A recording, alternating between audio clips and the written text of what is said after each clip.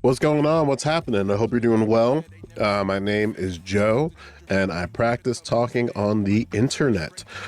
Today is a little bit different than what I normally do on streams and stuff like that, because normally I just go live and talk about whatever.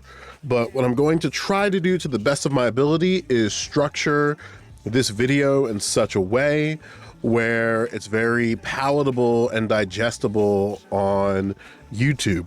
Because once I'm done going live with this, I'm going to go on and just post it on YouTube, the unedited VOD, however it kind of falls and however the chips fall in what way. So be sure if you are seeing this on Twitch to share the video. Once it's out, I'm going to post it on Twitter. If you're seeing this in the now, I guess, the future, hello from the future. We're going to talk. We have one topic today. It should be very cut and dry and short for the most part. But yeah, we're just going to basically jump right into the belly of the beast, and then we will roll with it from there.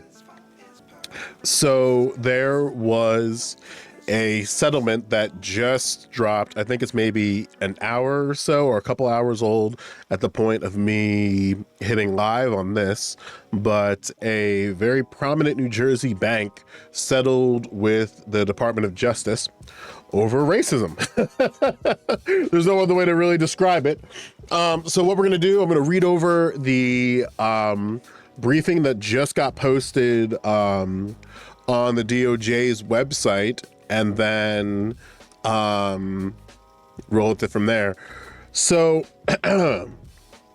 to catch you up a little bit on some of the particulars, the Ocean First Bank is an American, I'm just going to read it straight from the Wikipedia page. This is an American regional bank subsidy of the U.S. financial services holding company Ocean First Financial Group, founded in the headquarters in Ocean County, with operations throughout New Jersey and in major metropolitan markets, in particular Philadelphia, New York City, Baltimore, and Boston. The company offers checking and savings accounts, online and mobile banking, residential mortgages, commercial financing, and treasury management.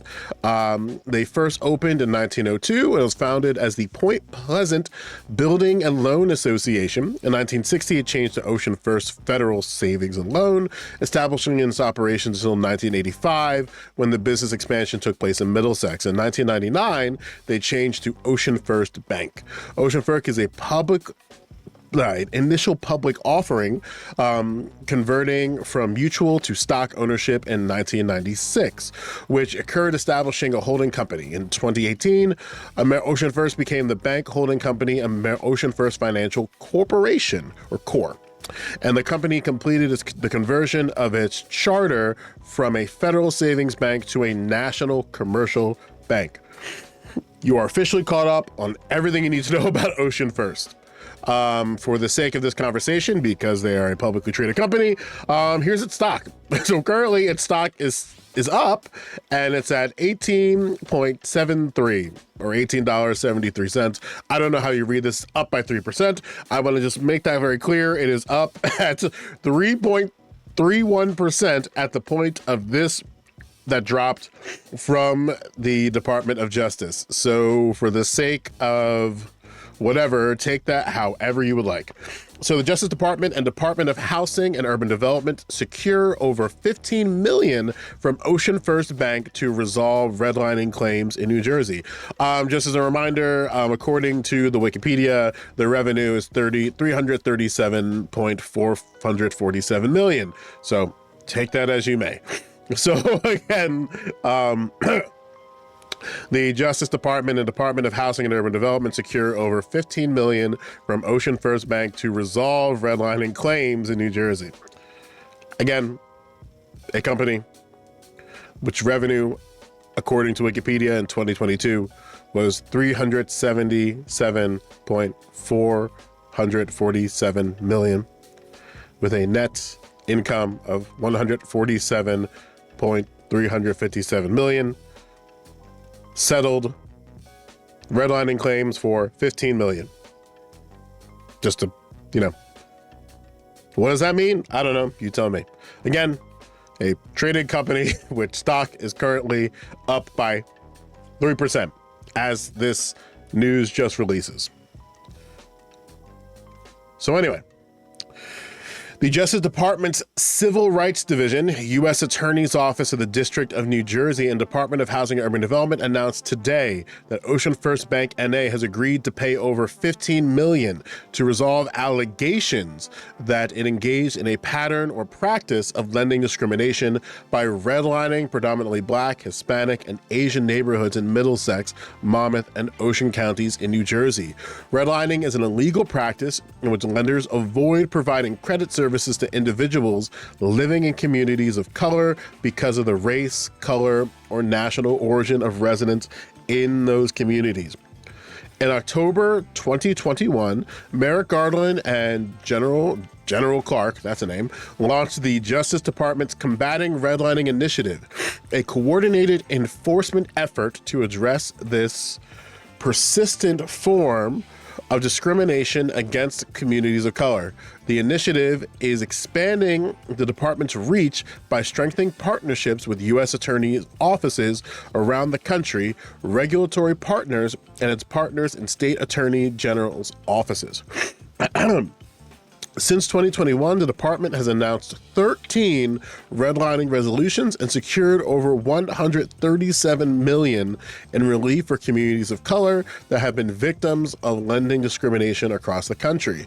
This settlement and the over $137 million in relief the Justice Department has secured for communities across the country will help ensure that future generations of Americans inherit a legacy of home ownership that they have been too often denied, said Attorney General Merrick Garland. Redlining is unlawful, it is harmful, and it is wrong.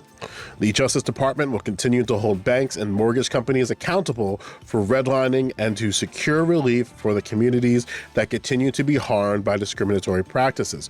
Far too often, communities of color have been denied equal access to credit and the opportunity to build generational wealth, said Assistant Attorney Kristen Clark of the Justice Department's Civil Rights Division. Through our historic efforts to combat modern-day redlining, we have opened new home ownership opportunities for impacted families and communities. This agreement overscores the Justice Department's commitment to holding banks and financial institutions accountable for their discriminatory actions while ensuring racial and economic justice for all Americans. We are committed to ensuring that everyone in New Jersey has access to the American dream of ownership regardless of race, color, or national origin, said U.S. Attorney Philip R. Sullinger of the District of New Jersey. This agreement is an important step in leveling the playing field and removing illegal and discriminatory barriers in residential mortgage lending. Redlining is not only illegal, but it unfairly closes doors of economic opportunity for thousands of families of color in this country, said HUD Acting Secretary Adrian Todman. Together with our partners at the Justice Department, HUD remains committed to enforcing the Fair Housing Act by rooting out all forms of discrimination in housing. Today's announcement underscores our shared commitment to achieving justice and creating equitable opportunities for Americans, particularly those who are historically denied access. Friendly reminder, their stock is currently up by 3.31%. What happens if I hit refresh? Still up 3.31%. I don't know how stocks work like that. Anyway, the Justice Department's complaint was filed today in the U.S. District Court of the District of New Jersey, alleges that from 2018 through at least 2022, Ocean First Bank failed to provide mortgage lending services to predominantly Black, Hispanic, and Asian neighborhoods in Middlesex, Monmouth, and Ocean counties, and discouraged people seeking credit in those communities from obtaining home loans. Specifically, that complaint alleges that Ocean First disproportionately focuses outreach and advertising on majority white communities, places branches in majority white neighborhoods, and closed its only branches in majority Black, Hispanic, and Asian neighborhoods in those counties. I'm going to say that again. Specifically, the complaint alleges that Ocean First disproportionately focused its outreach and advertising on majority white communities, placed its branches in majority white communities and closed its only branches in the majority Black, Hispanic, and Asian neighborhoods in those counties. The Justice Department has resolved its claims via a proposed consent order. Let me put that there, which is subject to court approval. Additionally, Ocean First and HUD have entered into a conciliation agreement, with equivalent terms. In those resolutions, Ocean First has agreed to do the following.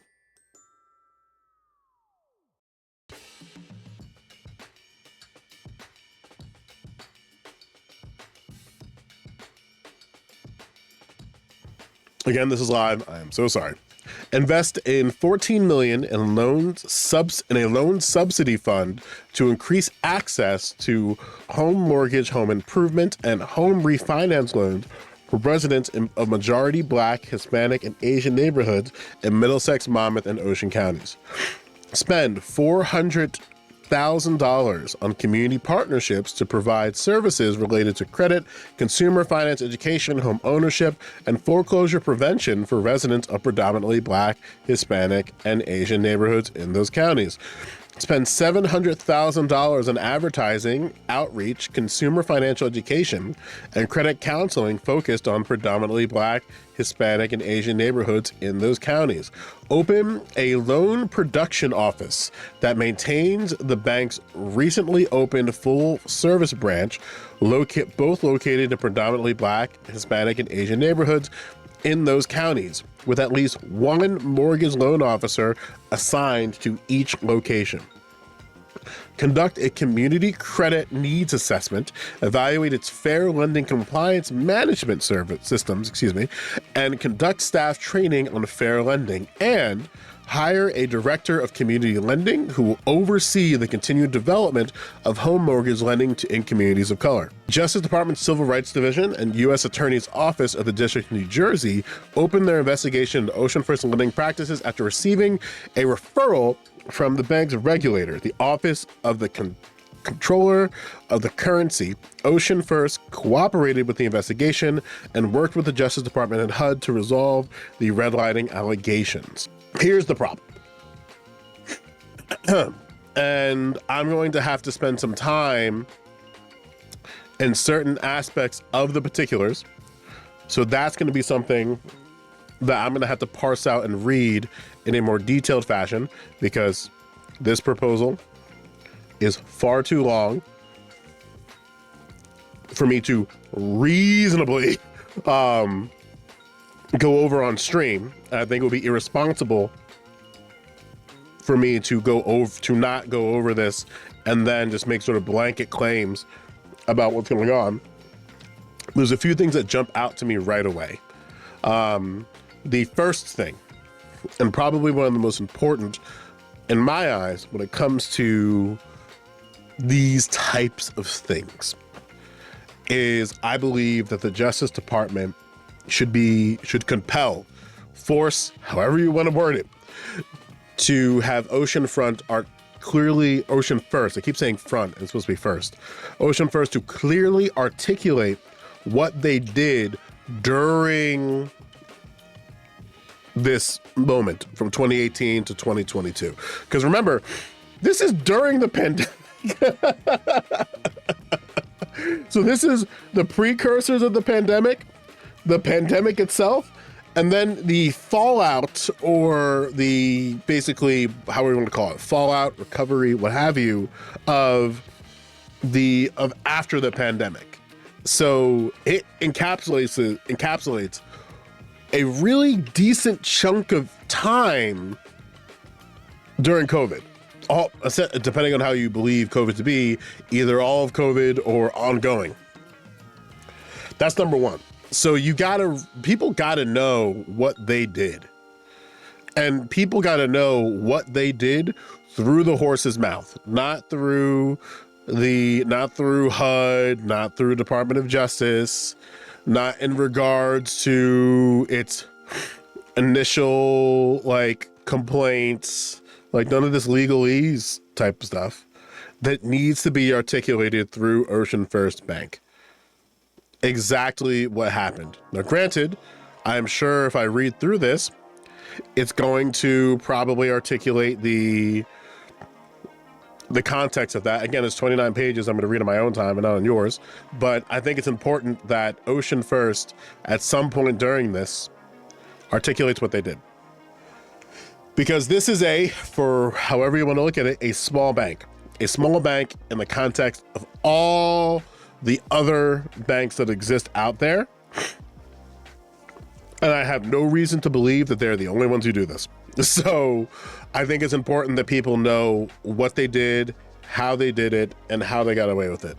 And another thing that I don't see anywhere here, obviously it's through the Department of Justice and HUD and their official statement, there needs to be some type of admission with all the particulars of this, these allegations, that it's wrong. Because again, I don't think that the justice system is designed to articulate those kind of things, to put people through a legal process and then the parties involved come out and say, you know what we did was wrong. This is what we did was wrong. This is how we benefited from that wrongness. And with that being said, these are the things that we agreed to do moving forward in collaboration with the Department of Justice. I don't necessarily agree with that. I think that there needs to be some type of collaboration with those communities that were affected by them.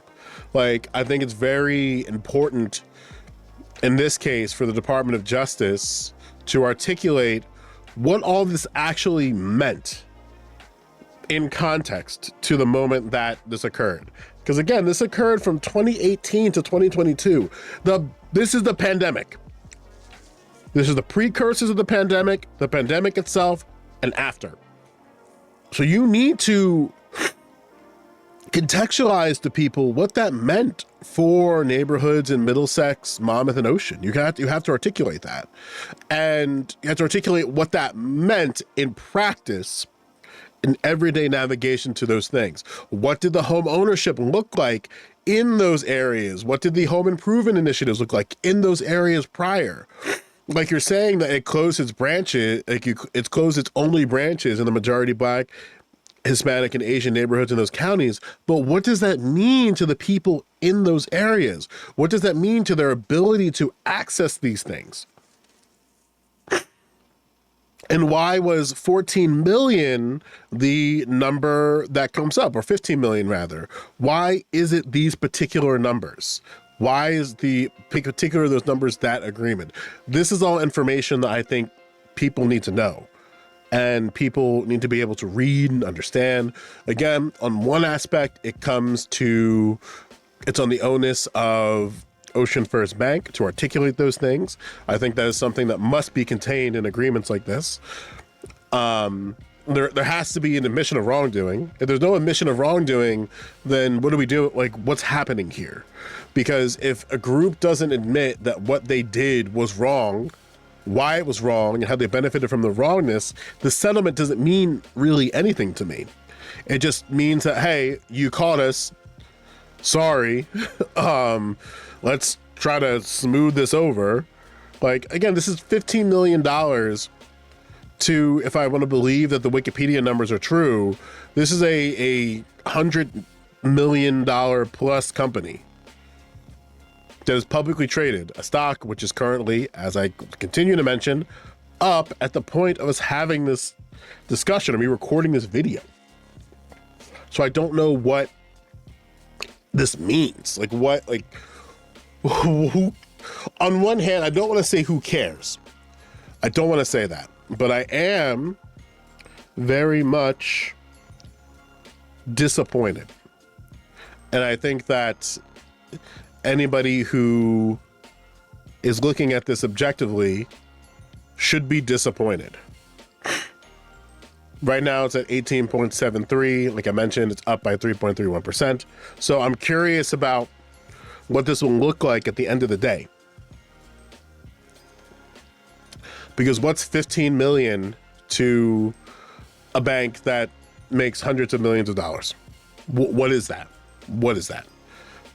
Like, I'm just being frank. But again, like I said, well, this is a good thing. Like, this initiative is a good thing for the Justice Department. But if you're only seeking to acquire these funds for redistribution without any type of education and articulation about what actually happened in these moments, then I'm not too sure who this actually serves. Who this is actually, like, what we're trying to stop this long term, because that should be the goal, right? Like, how are you going to make sure that these things don't happen again? It shouldn't take redlining initiatives for these type of things to happen.